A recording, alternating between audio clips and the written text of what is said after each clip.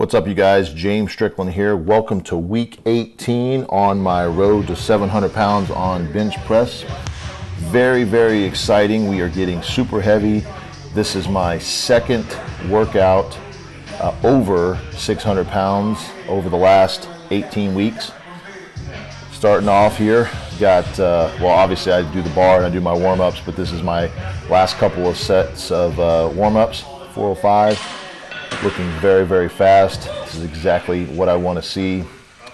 This is my last, actually no, second to last single. Get a spot for this, actually get more of a lift off than anything. And this is 495. I want to see how everything feels. My intention here is to literally throw the bar through the roof. Obviously I'm not going to let go of it. Let's see how this looks. I hit a little bit, I decided to let it settle on my chest and blast it up. I wasn't going to let that hitting the pin mess me up there. And so we dropped the pins down one notch and going to take the last heavy single, which is 585. This will give me a very good indicator of where my speed is for the day. Everything is feeling on point. Body feels wonderful. I feel rested. I am making sure that I'm getting 7 to 8 hours of sleep a night. It can be kind of time consuming, obviously, to get that much sleep, but I do make it a point to make it a priority. So 585, let's see how we look here. Got stuck a little bit on the pin, but we're good. Boom. It went a little outside on the left side there, but it felt pretty good. I'll tell you guys a little bit about that here in a second. Just remember that I went a little bit outside on that left pec, just kind of got a little overextended there. But top set for today is 615 for 2. This is not quite in the PR range for doubles, but we're getting very much up there. I mean, this is pretty much right there at like 99%. I have done 620 for 2, a little bit ugly last year, and I have done 630 kind of in a roundabout way for a double. Building up to the 661 last couple years ago. First one went off a hitch. Second one was actually faster than the first. I am extremely happy with that. Being 6 weeks out from the meet, this is putting us very, very close to shooting range for the 705 plus. So back down sets for today, 520 for speed bench, 3 sets of 3. I tell you, I'm being a little cautious here. So back into where I was talking about kind of getting outside on that 585 warm up. My left pec felt a little pull. I didn't feel it at 615 at all, felt fine. I'm dropping it down to 495 to see how this feels for a set of 3x3 versus 520. Felt pretty good. I still feel the tightness and decided, yes, I can get 3x3, but just not worth it. Speed bench is an accessory. Obviously, it plays an important role, but it's not worth hurting myself. So I went ahead and skipped out on my my next couple exercises and went straight to some lockout holds, heavy holds, just so that I could keep it in my triceps. I went 495 there, or actually 585, 675 here. Couldn't quite get it out of the pins because I didn't have a lift off, but that's okay. I'm just wanting to feel the weight. And I actually did jump to 705 after this with a help, but for some reason my camera didn't want to participate. So my triceps are feeling great. The pec is actually feeling fine. Moving on to some seal rows. The set called for 375, 3 sets of 6. 375 was just a little awkward with this bench, just a little wide. It was giving me some pressure that I didn't like, so I did drop it to 315 just to get that full range of motion for the next couple sets. Felt fine. But once again, what I ended up having to do is skip out on my close grip reverse band bench, which would have been 570, 630, and 675. Also skipped out on my dips, which was 2 sets of 5 on 245, and my floor flies with the dumbbells for today. I made that judgment call because my left pec is well into the range of, if I were to push it, I feel like it would make it become an injury. It's not an injury, it's not really a strain, but it's definitely something that I want to keep under wraps. If you guys are following me and you know what happened on week 10 actually it was on week 8 where I did my 315. I got out of the groove, and my right pec actually gave me some problems for a couple weeks. Ended up doing 545 for a set of 4. That didn't quite feel too well. Skipped out on a couple of things, took about a week off, and then came back and hit 545 for 5 and nailed it. This is one of those times where I call the day. I went ahead and hit my triceps, as you can see here. This is tricep push down rope for the 2-second contraction. This was 4 sets, a set of 12, 10, 10, and I did a set of 21 at the very end. And this is just to make sure that my triceps are still getting their work.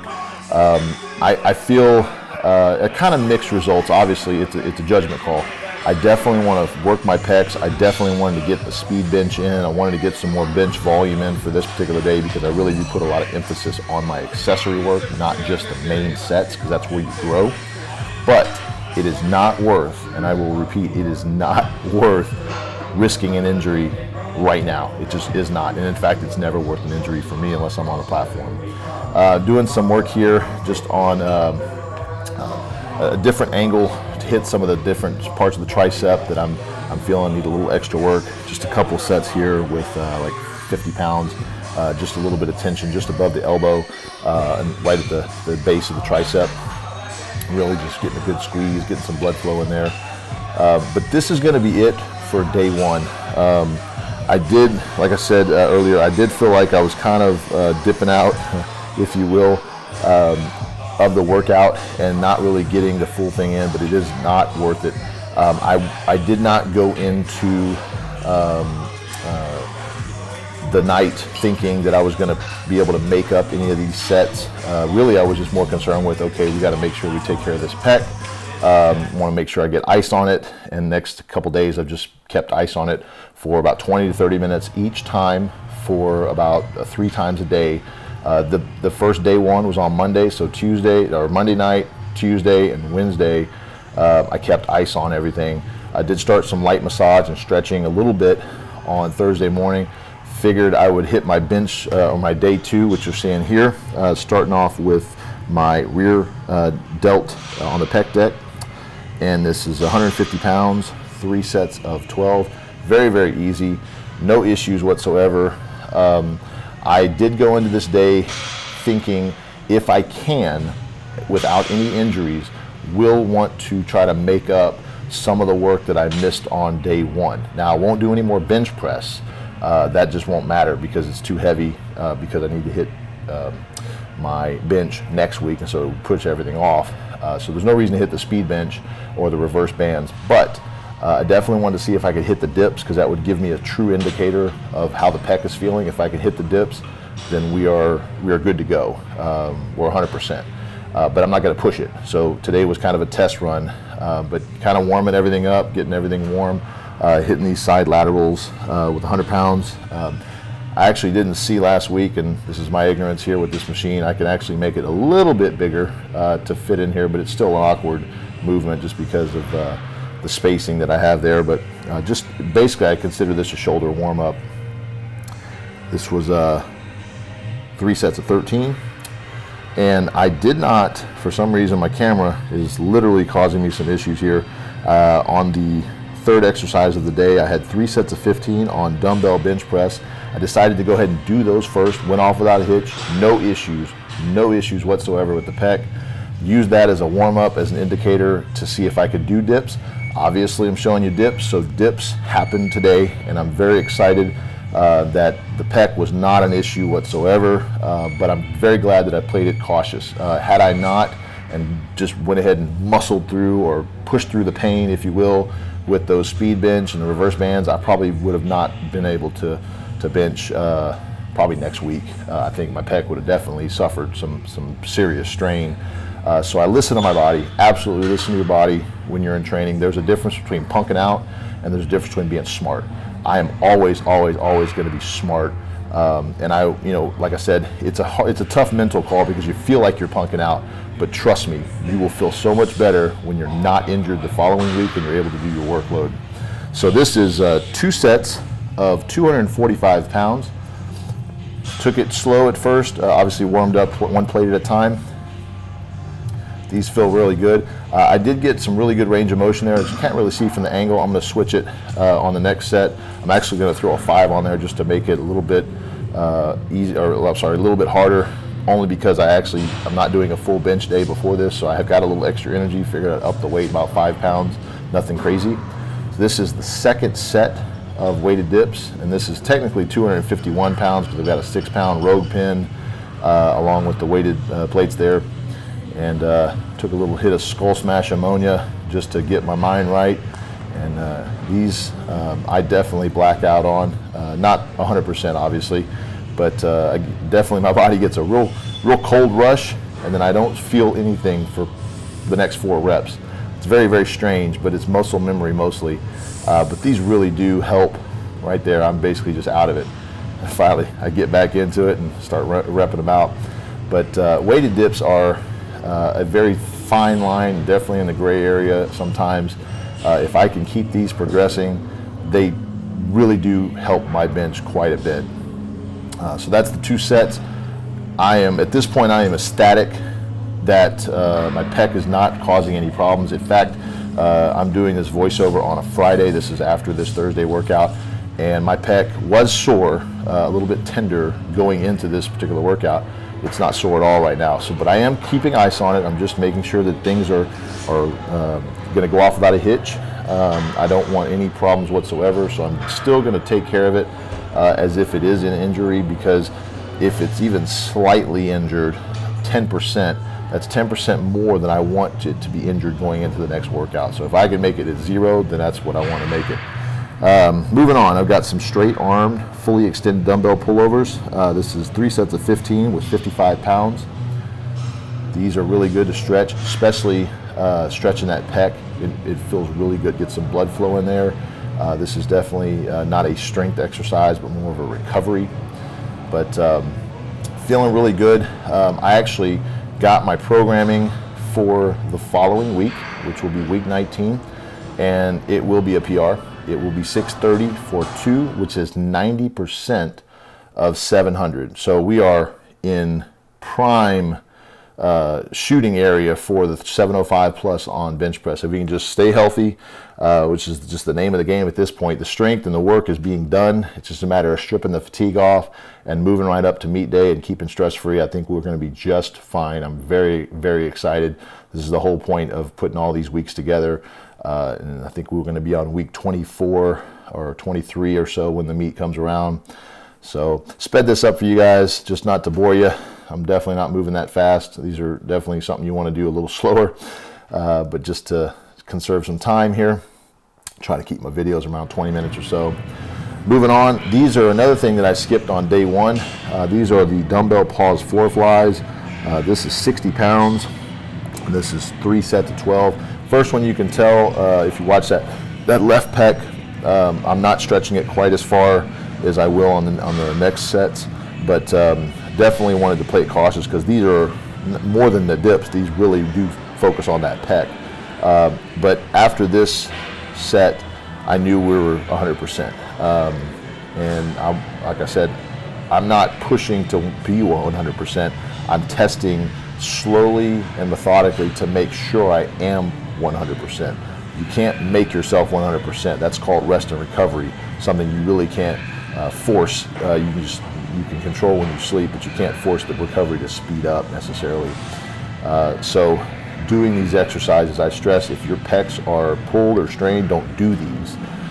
This was a test for me, as you can see here, went all the way down 100%. I know that if that doesn't hurt it, we are good to go. Of course, I will have Friday, Saturday, Sunday, Monday, and I'm actually going to do my bench most likely on Tuesday, which will give me 5 additional days of rest from this particular workout. That should be plenty to get some more food, some rest, recovery, ice, heat, massage, anything I need to do to take care of my joints and tendons to be 100%. I have to hit that 630 for 2, and it has to be as fast or faster than that 615. That's a personal goal of mine because that will set the confidence at an all-time high, which is key. The mental state, the stress-free state, knowing that the work that you've put in is just going to come together in the end at the meet. This is all critical in my pursuit as an athlete, as a powerlifter, as a bench presser. to pursue this 700 goal. So this is why I do these voiceover and recaps, so that you can see exactly what I'm doing, how I'm thinking, and what makes me tick for the most part.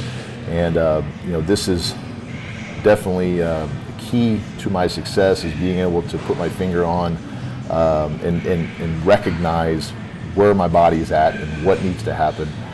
Had this workout not felt so good, I would have stopped almost immediately, whatever that particular exercise is, and walked out of the gym and used the next few days to recover, maybe do some light push-ups to test the waters, probably push the bench day off even a couple more days, possibly even do a deload next week if that was the case, because there's no point in hurting myself, because then I'll be out 6 months versus for a week or 2 weeks. It's just one of those things. I'm not willing to gamble with it. So moving on, got some paused tricep extensions, holding paused, about a 1 second pause right above the floor, constant tension on the tris. These were extra hard today because I already did weighted dips, so I hit the tris, kind of pre-exhausted them a little bit. But my triceps, like I said last week and previous weeks, they're bulletproof. These are going to be the thing that actually saves, you know, the lockout if I need to, or I really am a tricep dominant bencher, so I'm going to kill the triceps and make these things grow. But this is, let's see, 50 pounds, and that is 5 sets of 15. So I sped these last few sets up so you're not bored, but these definitely want to be as slow and controlled as the first set. This is just sped up about 3 times speed. But this is actually a really good core exercise as well. A lot of you guys ask how I keep my core strong. You know, obviously core is built through a lot of different things, but I am really holding my core while doing every single one of these. As you can see, I flex at almost every single rep. So it's basically like doing a bunch of crunches. But really focusing on keeping those elbows as close as I possibly can, keeping that tricep tension. But this is going to be the last set of the day, and this is my IYT dumbbell raises with 5 pounds. Doesn't take a lot of weight. This is 3 sets of 12, and what I actually did, my shoulders were a little bit more fried than normal today, and I went off a feel. I did the first set with 12, and then I did 2 consecutive sets with 6. So I'm only missing about 12 reps or so there overall, and it's not detrimental. This is definitely a good exercise to open up, get those rotator cuffs healthy and some blood flow in there. You want to retract your scapula and keep it back through the whole motion, but it really is feels very much like the front, side, and rear delt raise supersets that I do quite a bit. A little bit easier. Obviously the weight is not near, but this is definitely just more of a recovery blood flow set. Doesn't take much to keep those shoulders healthy, and I am not trying to build the shoulders at this point too much. My shoulders are already super freaking strong. I mean, I can overhead press damn near 500 pounds right now. I don't want my shoulders to be overbearing on my bench. It will mess up my leverages. So the shoulders, we're keeping out of it right now. As you can see, you can relate. Shoulders don't necessarily mean strong bench. A lot of strong men have super strong shoulders, but don't quite bench near what I bench, or even close. And that is definitely due to the fact that shoulders are not the primary mover in bench. Back, chest is, and in my case, triceps. So those are the things that I focus on. But coming to a wrap here on week 18. I'm sitting right at 7,000 subscribers. I really do appreciate every single one of y'all that cares to tune in and watch. If you have questions, I am an open book. Shoot me an email, swimhack@gmail.com. You can definitely hit me up on Instagram @swimhack. I'm on Facebook. You can go to my website, bencholnly.com, shoot me an email from there. I'll try to help you guys out any way I can. But it's very, very exciting at this point. We're going to be at 6:30 for 2 next week, and I hope you guys tune in and watch that. Hopefully we'll go off without a hitch, and definitely appreciate you guys 100%. Please like and subscribe. Follow me on Instagram @swimhack, and I will see you guys on week 19. See ya.